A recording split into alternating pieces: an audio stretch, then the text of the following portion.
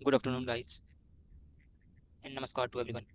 So we have discussed so far different topics under Mahajanpada's period. तो सबसे पहले हम लोगों ने सोर्स डिस्कस किया, फिर 16 महाजनपदास थे उनको डिस्कस किया, फिर गन और शंख के बारे में डिस्कस किया. Next we have discussed political conflict and the rise of Magadha empire. Then we have discussed the Persian and the Macedonian invasion. After that we have discussed emergence of city life. Then we have discussed archaeological and literary profile of early sites. Again we have discussed urban occupation, craft, guild, money. Then we have discussed class, kinship, varna and caste system. Then gender, family and household. So far we have discussed 10 topics in great detail.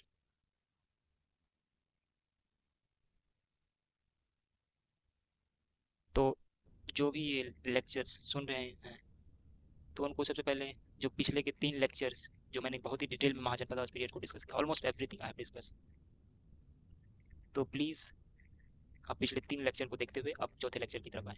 इससे क्या होगा ना कि आपको महाजनपद period के बारे में जितने भी कॉन्सेप्ट्स हैं वो सारे क्लियर हो जाएंगे. तो लेट्स स्टार्ट. हमारा अगला टॉपिक है, and I think this will be the last class for Mahajanapada period, renunciatory traditions.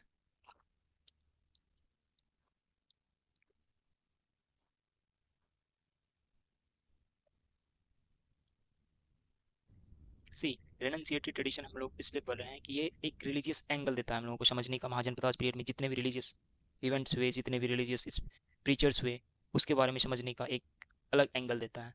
और सारी बुक में पढ़ेंगे तो आपको ज़्यादा जानकारी नहीं मिलेगी महाजनपद पीरियड के बारे में. सिंपली हम लोग पढ़ते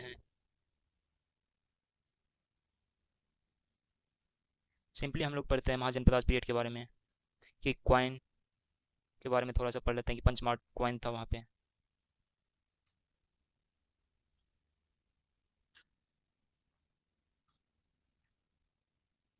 पंचमार्क क्वाइन,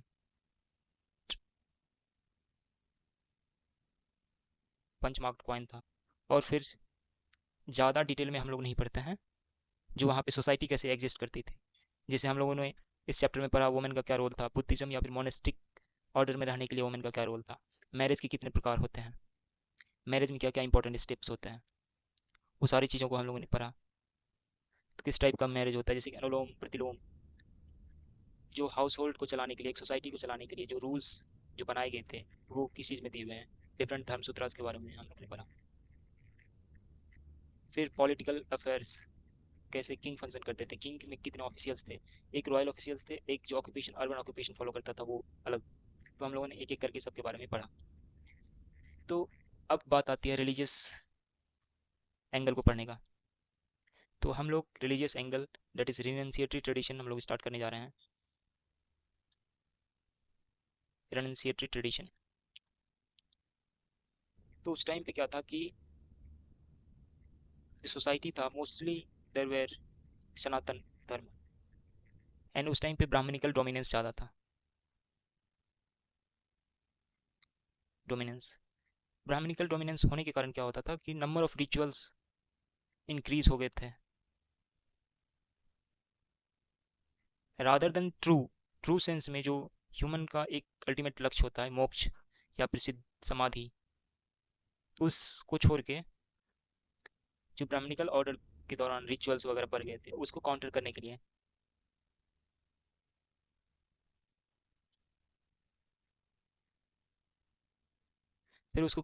लिए डिफरेंट ट्रेडिशन सामने आए. उसी में एक श्रमणा ट्रेडिशन आते हैं, फिर जैना ट्रेडिशन आते हैं, फिर बुद्धिज्म ट्रेडिशन आते हैं. इन तीनों में सबसे नया जो था वो बुद्धिज्म ही था, जबकि श्रमणा और जैना ट्रेडिशन ऑलरेडी एग्जिस्ट करते थे.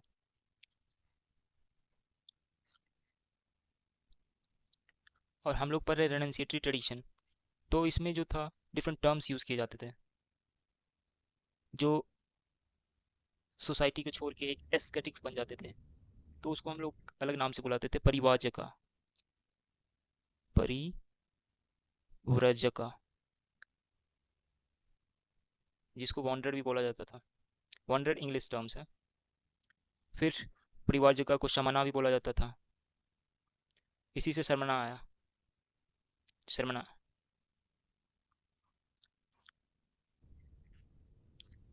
तो क्या हुआ कि लोग जो है अपने प्राइम गोल यानी मोक्ष या फिर खुद को जानने के लिए एक रियल अप्रोच चाहते थे। उस टाइम पे शर्मना ट्रेडिशन एग्जिस्टेंस में आया, तो लोग वानप्रस्थ बन जाते थे, तपस्वी बन जाते थे, योगी बन जाते थे, यति बन जाते थे, वैरागी बन जाते थे, मुनि बन जाते थे, वही खांस बन जाते थे, सन्यासी बन जाते थे, बहुत सारे नाम हो सकते थे। एंड ये जो नाम जो आ रहे हैं, ये अर्लियर जो धर्मसूत्रा के बारे में हम लोगों ने पढ़ा, उसके अंदर 4 आश्रम हुआ करते थे, ब्रह्मचर्य, वानप्रस्थ, गृहस्थ, सॉरी ब्रह्मचर्य, गृहस्थ, वानप्रस्थ, सन्यास। तो ब्रह्मचर्य क्या कर रहे थे, डायरेक्ट सन्यास में चले जा रहे थे या फिर वानप्रस्थ में चले जा रहे थे। वानप्रस्थ और सन्यास जो, one second let me right,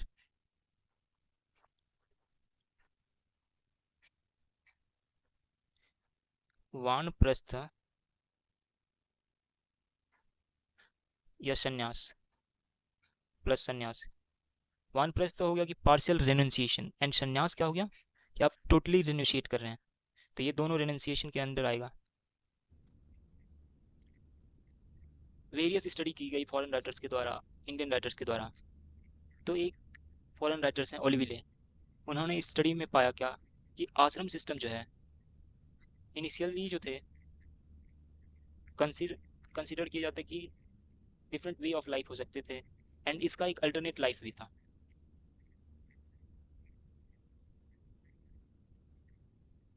and स्नातक करने के बाद, स्नातक जो टर्म होता है बीए ग्रेजुएशन, ऑलमोस्ट 22, 23, 24, 25 ईयर्स में कंप्लीट होते हैं, तो उस टाइम पे इसको स्नातक बोला जाता था।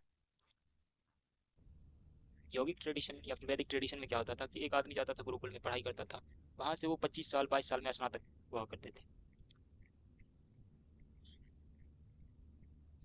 तो स्नातक के पास ये चॉइस होता था ओलिविले के अनुसार कि वो किसी भी आश्रम में प्रवेश कर सकते हैं। एक तो वानप्रस्थ में प्रवेश कर सकते हैं, गृहस्थ में प्रवेश कर सकते हैं, या फिर डायरेक्ट संन्यास में प्रवेश कर सकते हैं। स्नातक किए, संन्यास ले लिए, अपना घर द्वार छोड़ के एकदम लग गए भक्ति ध्यान में।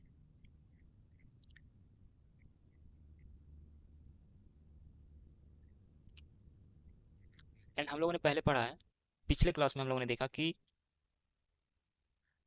गौतम और बौधायन जो थे, जो धर्मसूत्रा के राइटर थे, वो अगेंस्ट थे, Gautam plus Baudhayana, these were the Dharmasutra writers who were against this ashram system. इनका कहना था कि जिसने भी स्नातक किया, they have to enter in the grihastha stage, and according to these Dharmasutras की गृहस्थ भी उतना ही इंपॉर्टेंट है जितना कि और कोई आश्रम। एंड बौधायन जो है, एक बौधायन तो यहाँ तक कहते हैं, एक क्रिटिकल वे में कहते हैं कि ये धर्मसूत्रास, ये आश्रम सिस्टम जो वगैरह है, वो एक कपिल मुनि हुआ करते थे, उनका क्रिएशन है, और उनको इन्होंने डेविल भी बोला। जबकि अनदर धर्मसूत्रास, बौधायन तो एक्सेप्ट करते नहीं है, जबकि अनदर धर्मसूत्रा जो अपस्तव धर्मसूत्रास हैं, वो एक्सेप्ट करते हैं आश्रम सिस्टम को। एंड ही डिनाइज दैट कि सेलिब्रेट आश्रम जो स्नातक के टर्म्स का आश्रम है, 0 से 25 ईयर का आश्रम, तो बोला जाता है कि ये सुपीरियर है in comparison to household stage. And इस टर्म्स को, इस सेंटेंस को वो डिनाई करते हैं अपस्तव धर्मसूत्र, दो ही एक्सेप्ट द आश्रम scheme, but according to the Apasthav Dhamma Sutras, all ashram have equal value. Similarly, Smritis ने आश्रम सिस्टम को एक आइडियल बोला है।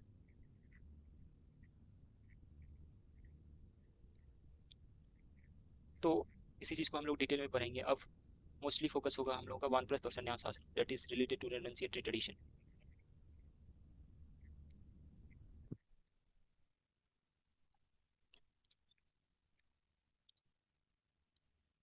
सिक्स सेंचुरी से लेके 5th सेंचुरी तक का जो पीरियड रहा है, that is the period of intense debate discussions, mostly in the Ganga valley बोले तो मगध वाले क्षेत्र में, वज्जी वाले क्षेत्र में, वत्स वाले क्षेत्र में, मल्ल वाले क्षेत्र में। ये सब जो मैं नाम ले रहा हूँ, दीज आर द जनपदास। तो एक इंटेंस डिबेट हो रहा था उस टाइम पे। तो उसी टाइम पे महावीर का जन्म हुआ, बुद्धा का जन्म हुआ, जिन्होंने इस डिबेट को और भी इंटेंसिफाई कर दिया। सिमिलरली देयर वेर अनदर सार्वनिक ट्रेडिशन लाइक आजीवक्स का आप लोगों ने नाम सुना होगा। तो इस तरह से डिबेट जो है एक नया फॉर्म में आया, डिफरेंट डिफरेंट रिलीजन इस्टेब्लिश हुए उसके बाद।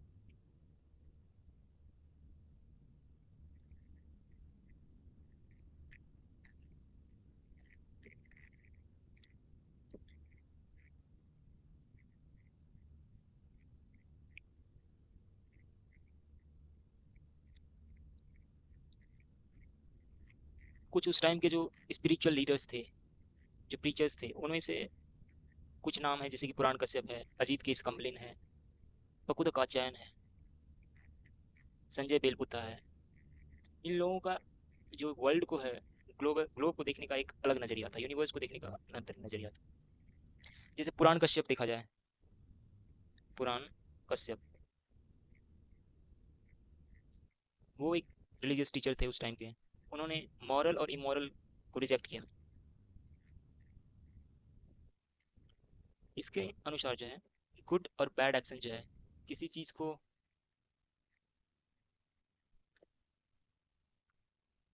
किसी भी चीज को सिंफुल नहीं बनाता। जैसे हम लोग कुछ बैड कर रहे हैं, वो चीज सिंफुल नहीं है। किसके अनुसार है? पुराण कश्यप के अनुसार। जबकि अजीत केस कम्बलिन जो है एक मेटेरियलिस्टिक डॉक्ट्रिन के प्रीचर्स थे, एंड अकॉर्डिंग टू हिम कि action does not earn the merit और demerit, but the body return to the element of the death and there is no birth. तीन चीजें इन्होंने बोली कि एक्शंस में कोई भी मेरिट या डिमेरिट नहीं होता है, बॉडी जो मरने के बाद होता है अपने एलिमेंटल फॉर्म में चला जाता है जिस चीज से वो बना है, and there is no birth. ये है टीचिंग अजीत केस कम्बलिन का। बकुदा कात्यायन के अनुसार डिफरेंट एलिमेंट्स होते हैं, जैसे कि अर्थ, वाटर, फायर, एयर, हैप्पीनेस, सोरो, लाइफ। ये सारे जो है बकुदा कात्यायन के अनुसार सारे फिक्स्ड हैं, and it can not be changed.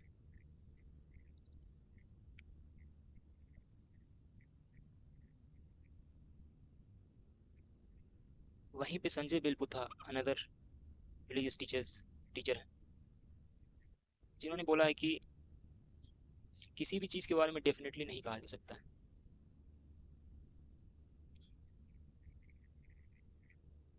और इसको एक एग्जांपल से समझते हैं कि दिग्ग निकाय में जो एक चीज मेंशन की हुई है, जैसे इन्होंने एक एग्जांपल के थ्रू बताया कि if you asked me is there another world, तो ये क्या आंसर देंगे Sanjay Belbutha ji? If I believed that there was, I should tell you so. इनका कहना है कि यदि मैं विश्वास करता हूँ कि पहले भी कोई वर्ल्ड था तो मैं आपको जवाब दे सकता हूँ, but that is not what I से। लेकिन मैं ये नहीं कह सकता। I do not say that it is so. मैं ऐसा नहीं कह रहा हूँ कि यही है। I do not say that it is otherwise, और ऐसा भी नहीं कह रहा हूँ कि ये कुछ अलग है। I do not say that it is not so. मैं ये नहीं कह रहा हूँ कि ये नहीं है। नॉर आई डू से इट इज नॉट सो। मैं ये भी नहीं कह रहा हूँ कि ये नहीं नहीं है। This seems this seems to remind of one movie. तो ये संजय बेलपुता जी का कहना था। तो इस तरह से स्टेटमेंट यदि कभी बनता है तो आप उसमें नाम संजय बेलपुता जी का लिख के आएंगे। चूंकि मैं डिटेल में पढ़ा रहा हूँ तो ये चीज़ें बताना जरूरी है, क्योंकि क्वेश्चंस आजकल कहीं से भी आ रहे हैं। तो जरूरी है कि एक डिटेल में स्टडी होनी चाहिए। कोई भी सेंटेंस फ्रेम करके आपको क्वेश्चन पूछ ले, तो it is very necessary to go into the all details. थोड़ा हम लोग समान फल सूत्र एक है उसके बारे में पढ़ते हैं। समान फल सूत्र।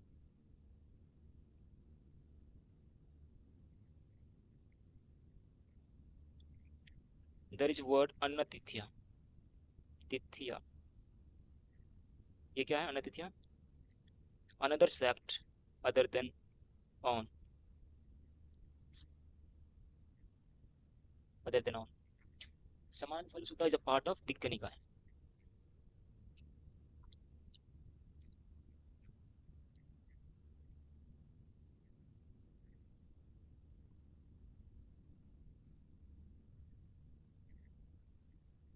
और समान फल सुता में एक कहानी दी गई है क्या. अजात शत्रु जब अपने टेरेस पे बैठे हुए थे, उनके अराउंड कुछ मिनिस्टर्स थे, मंत्री थे. तो अजात शत्रु ने बोला कि कौन सा ऐसा साधु महात्मा है जो उसको सेटिस्फाई कर सके, उसके बातों का या फिर उसके सवालों का उत्तर दे सके, एंड जो उसकी जिजीविका है उसको सेटिस्फाई कर सके. तो मिनिस्टर्स ने बहुत सारे नाम सजेस्ट किए. उन नामों को देखते हैं. जैसे पुराण कश्यप का नाम सजेस्ट किए. अभी हम लोगों ने पुराण कश्यप के बारे में पढ़ा है. क्या था उसका स्टेटमेंट, डिमांड कीजिए. पुराण कश्यप ने क्या बोला था कि he rejected the immoral and moral things. इन्होंने बोला कि कोई भी चीज़ मॉरल या इमोरल नहीं होती है, और कोई भी चीज़ खराब, गुड एक्शन जो है, किसी भी चीज़ को मेरिट नहीं मिलती. जैसे गुड एक्शन से है कोई मेरिट नहीं मिलती, ना ही बैड एक्शन सिंपल होता है. ये पुराण कश्यप का है. फिर मखाली घोषाल का भी नाम लिया उनके मिनिस्टर्स ने. घोषाल ये मोस्टली आजीवक हैं, आजीवक सेक्ट से बिलोंग करते हैं. पुराण कश्यप, मखाली घोषाल. फिर अजीत केस कंप्लेन का भी नाम लिया. अभी हम लोगों ने पढ़ा अजीत केस कंप्लेन के बारे में.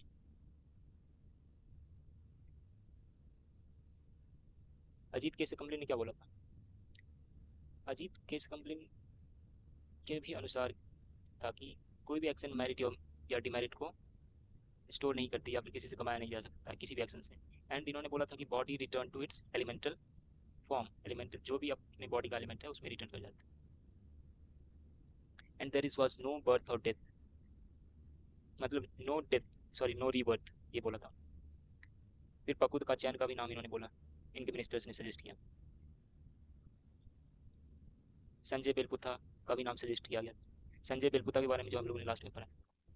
If you asked me is there any world, तो इन्होंने Sanjay Belputha is like there is no definite thing in the world. पाकुद का चैन ने बोला कि डिफरेंट एलिमेंट्स होते हैं जो कि फिक्स्ड होते हैं. बीट सोरो, बीट अर्थ, वाटर, सब फिक्स होते हैं पाकुद का चैन के अनुसार.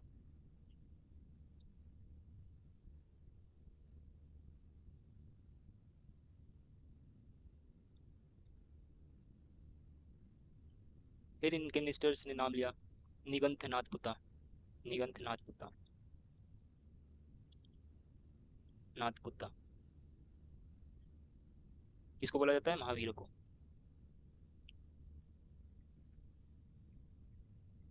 एंड जितने भी सारे नाम लिए, they were the wonders for long standing. And और इन सारे लोगों ने सेक्ट्स को फाउंड किया था.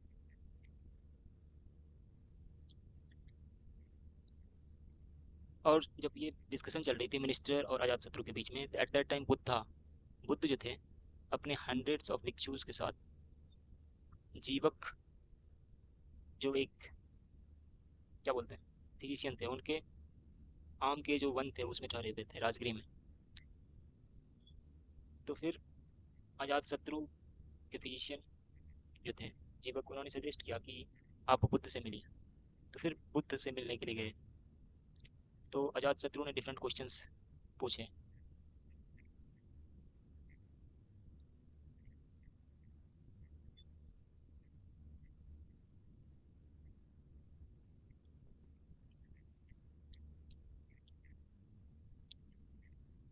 फिर धीरे धीरे इनका जो डिस्कशंस हुआ, तो इनको धीरे धीरे जवाब दिया गया. उन चीज़ों को डिटेल में डिस्कस करना मैं नहीं समझता हूँ उतना इंपॉर्टेंट है.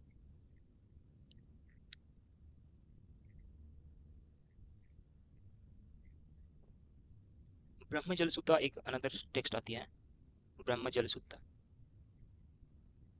जिसमें कि 62 डिफरेंट फिलोसफिकल पोजीशंस लिए गए हैं आत्मा को डिस्क्राइब करने के लिए, डेथ को डिस्क्राइब करने के लिए, एग्जिस्टेंस को डिस्क्राइब करने के लिए. एंड अस्थानक एक अनदर टेक्स्ट है जो कि जैना टेक्स्ट है, वो भी इन डॉक्ट्रिन्स को रेफर्स करते हैं. तो चलिए हम लोग स्टार्ट करते हैं. आजीवक के बारे में थोड़ा सा पढ़ते हैं.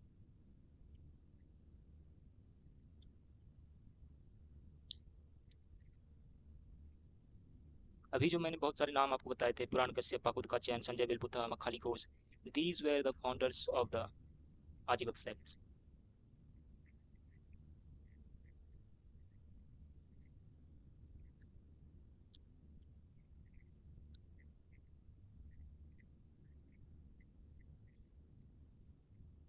मखाली घोष जो है एक इम्पॉर्टेंट प्लेस होल्ड करते हैं in terms of Ajivaka. And Ajivaka जो थे, इनका सेंट्रल डॉक्ट्रिन क्या था आजीवक?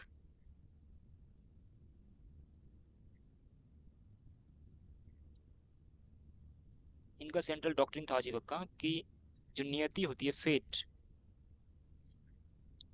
It is central to the doctrine of आजीवक।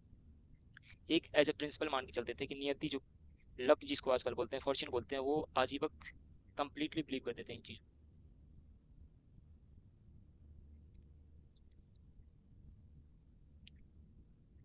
और इनका कहना था कि human effort was of no consequences in this.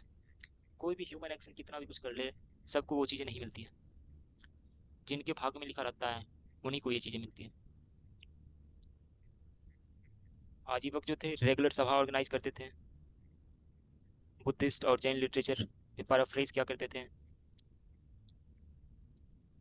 And आजीवक रहते कैसे थे? कंप्लीट और सीवियर एस्केटिज्म फॉलो क्या करते थे? सीवियर एस्केटिज्म, एस्केटिज्म फॉलो क्या करते थे आजीवक।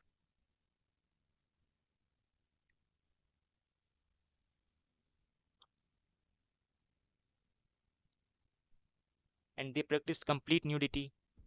एंड इनका कहना है कि जैन धर्म के जो टेक्स्ट हैं वो बोलते हैं कि ये सेलिब्रेट नहीं होते थे। और आजीवक के बारे में कुछ और बातें हैं, जैसे कि they do not believe in caste और क्लास्ट, कास्ट या फिर क्लास में ये बिलीव नहीं करते थे। एंड किंग जो बिम्बिसार जो थे हरण्यक डायनेस्टी के,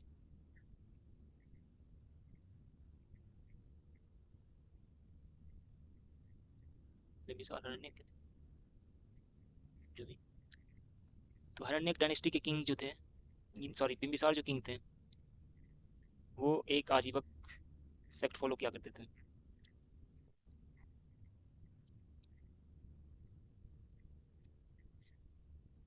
Prasenjit, Bimbisara, they were the followers of Ajivaka. And आज के दिन देखा जाए तो आजीवक सेक्ट एग्जिस्ट नहीं करती।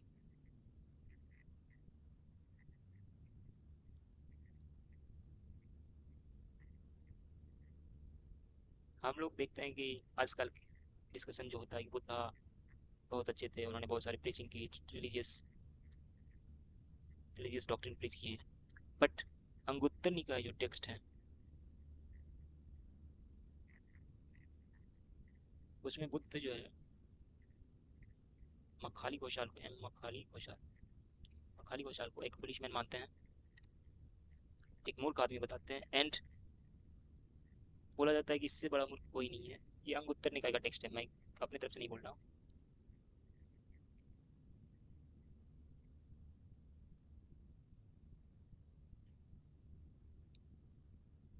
एंड बुद्ध के अनुसार उनका जो डॉक्ट्रिन है वर्स था।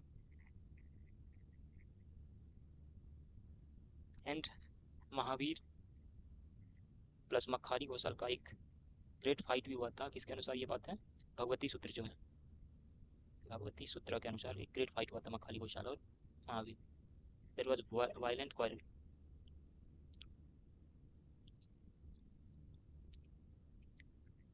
हालांकि इतना कुछ होने के बाद भी आजीवक सेक्ट जो थे बहुत इन्फ्लुएंशियल थे उस टाइम पे।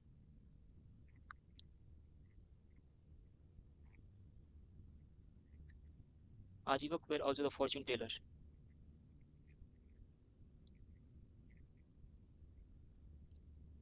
और आजीवक के बारे में और ये एक बात बताया जाता है कि अशोका के टाइम पे भी आजीवक थे। उन्होंने बराबर हिल और नागार्जुनी हिल को आजीवक सेक्ट को दिया था, डोनेट किया था।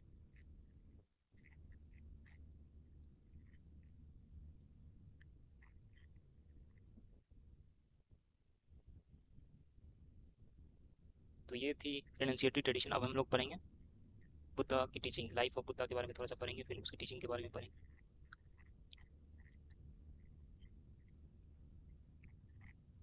तो सबसे पहले बुद्ध के बारे में थोड़ा सा जानते हैं।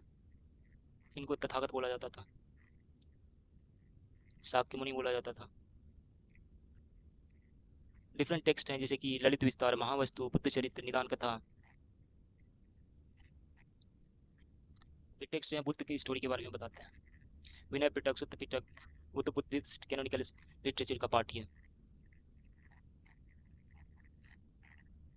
एक स्टोरी बोला जाता है कि जब बुद्ध के पिताजी शुद्धोधन जो थे, उसके यहाँ जब बुद्ध का जन्म हुआ तो एक जो है संत आए थे, एक महात्मा आए थे, तो उन्होंने बोला था या तो ये राजा बनेगा, बहुत विराट शक्तिशाली राजा बनेगा, या फिर महापुरुष बनेगा, कोई रिनाउंसर बनेगा, या फिर बहुत बड़ा सन्यासी बनेगा। तो बोला जाता है कि शुद्धोधन को ये डर हमेशा लगा रहता था कि कहीं ये सन्यासी ना बन जाए, इसके लिए उनको बहुत वर्षों तक एक बड़ी एक बड़ी महल के अंदर रखा गया था। उसके चारों ओर नौकर नौकरानियाँ दासियाँ आसपास रहते थे। बट एक दिन हुआ क्या कि वो अपने सारथी के साथ कहीं बाहर निकल गए, तो उन्होंने चार चीज़ें या फिर तीन चीज़ें जो भी देखी थी। एक मरा हुआ व्यक्ति देखा था, एक बूढ़ा व्यक्ति देखा था, और एक कुछ चीज़ें देखी थी।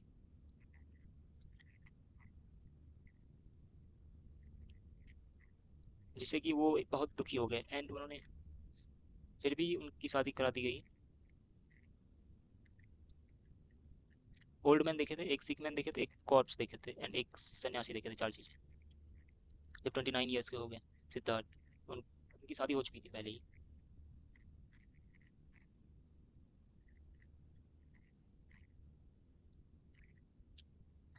जब वो घर फिर उन्होंने घर छोड़ दिया था।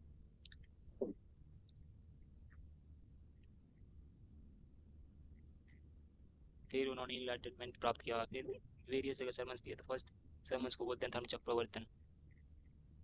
ये चीज़ें तो आपको पता होगी। तो फोर नोबल ट्रूथ थे जिसको आर्य सच्चानी भी बोलते हैं: दुख, समुदाय, निरोध, अठंगमग्ग, अष्टांगमग्ग।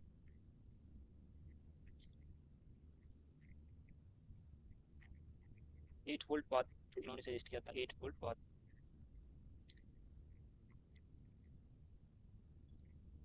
पहला क्या था कि सम्यक दृष्टि, राइट व्यू, सम्यक आचरण, right intention, right speech, right action, right livelihood, right effort, right mindfulness, right concentration. And Buddha ने मेडिटेशन को एक इम्पॉर्टेंट पार्ट बताया था। बुद्धिस्ट ट्रेडिशन में meditation is an important part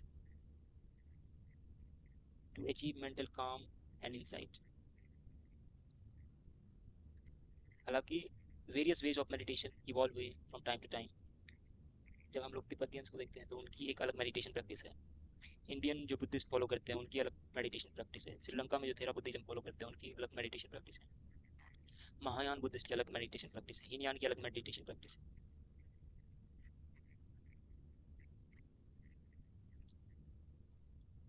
and Buddha के अनुसार जो है दुनिया जो है दुखों का एक संसार है। ये संसार दुखों से भरा हुआ है, एंड इसका निरोध करना जरूरी है। एंड इसके लिए आप ध्यान करना पड़ेगा।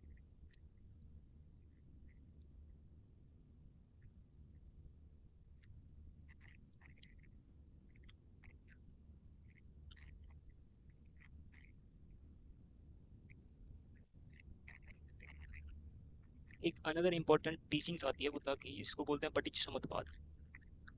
पटिच्च Samuppada, the law of dependent origination. And इस लॉ के 12 निदान हैं जो कि एक दूसरे से बने हुए हैं, मतलब एक दूसरे से जुड़े हैं। जिसे avijja, sankhara, ignorance, formation, consciousness जिसको हम लोग विज्ञान बोलते हैं, सिक्स सेंसेस, सालियतनास, कॉन्टैक्ट, आशास, feelings, vedanas, craving, tanha, attachment, upadana, becoming, bhava, birth, jati, old age and death, jara, मरण।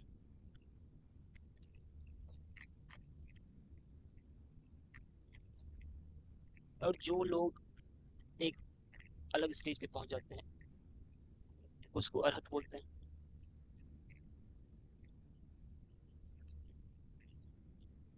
निपान जो है, निपान टर्म जो उस वो फिजिकल डेथ नहीं है। Nibbana is not a physical death. Parinirvana is physical death.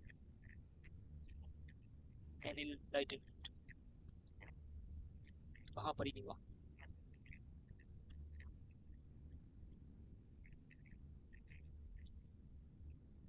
Buddha की जो टीचिंग है वो आइडिया ऑफ आत्मा को रिजेक्ट करते हैं। ठीक है, याद रखिएगा, Buddha reject the idea of आत्मा,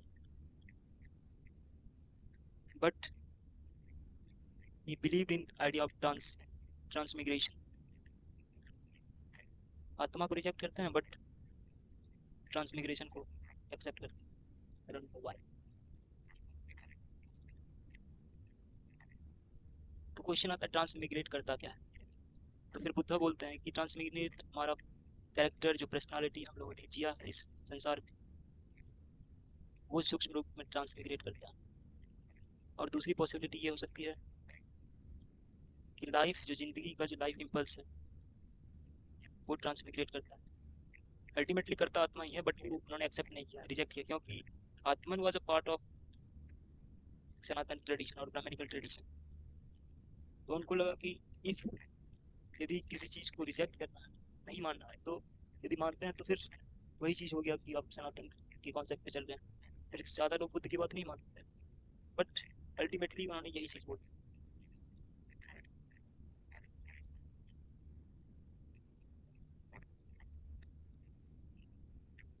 एंड कर्म जो होता है उन पे ज़्यादा फोकस किया गया है बुद्ध के द्वारा। एंड यही चीज़ कर्मफल सिद्धांत जो है आपको भगवत गीता में भी मिल जाएगी। तो हर एक चीज़ जो है रिलेटेड है।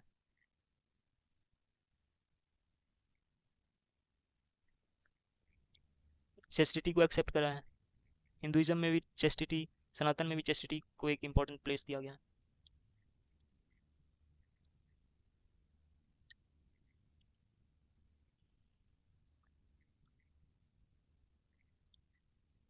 अहिंसा को भी इंपॉर्टेंस दिया गया बुद्ध के द्वारा, not to kill animal, but completely इन्होंने सपोर्ट नहीं किया अहिंसा को। इन्होंने बोला कि वेजिटेरियन जो मॉन्क जो होते हैं, आपको यदि बाहर गए, आपको भिक्षा में मीट दिया गया, तो आप उसको खा सकते हैं। ठीक है, मीट। नॉन वेजिटेरियन को कम्प्लीटली कर्टेल नहीं किया गया है बुद्धिज्म से।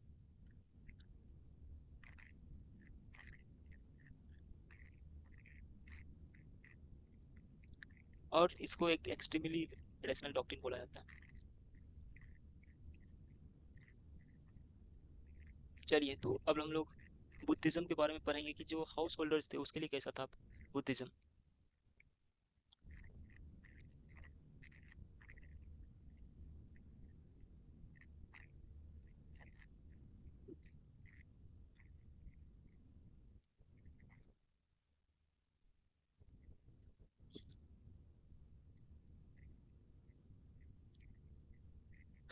Late me take 2 minute break.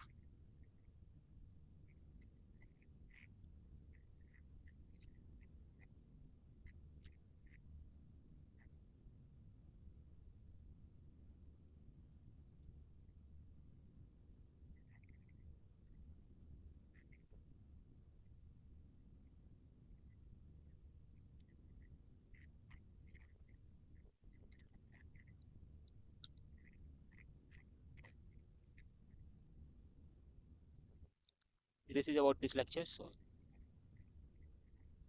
तो आज के लेक्चर को इतने तक ही रखते हैं, फिर कल हम लोग बुद्ध के बारे में थोड़ी सी बची हुई है, उसके बाद जैना, इसको कंप्लीट करेंगे तो ये हमारा चैप्टर कंप्लीट हो जाएगा। नेक्स्ट लेक्चर में कंप्लीट करते हैं। So thank you.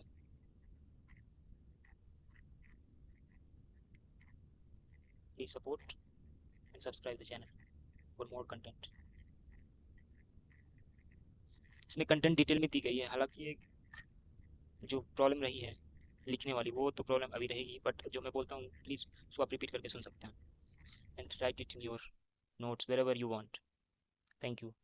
Subscribe, comment, like. Again thank you.